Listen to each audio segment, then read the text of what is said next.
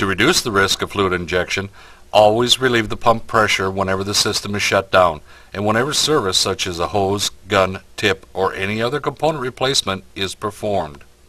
Relieve the pressure from the system by first disengaging the power to the displacement pump and stop the engine.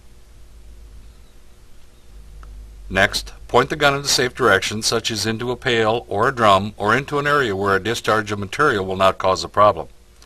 Hold onto the gun firmly with both hands and pull the trigger to relieve any pressure built up within the system.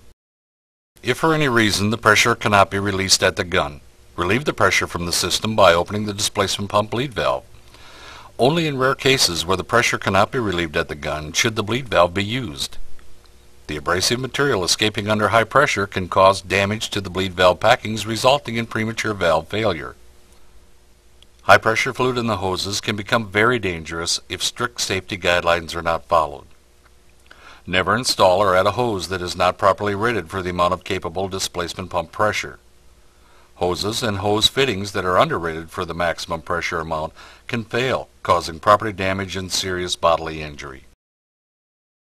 Visually inspect all hoses on a regular basis for cuts or scrapes that have torn into the wire braiding.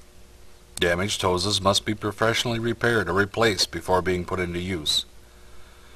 Never install or add a hose to the system that is not compatible with the material that is being applied.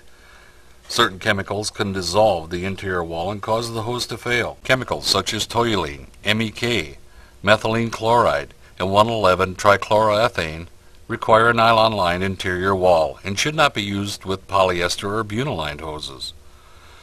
Consult with either or both the material manufacturer and the equipment manufacturer if you are unsure as to the chemical compatibility. Materials that have a very low flash point, such as EPDM bonding adhesive and solvent-based elastomeric coatings, will require the spray system to be grounded in order to protect against static spark discharge and the possibility of fume ignition. A certified grounded hose must be used for these low flash point products to assure complete grounding of the system. Never operate a spray system with its hose couplings hanging in midair.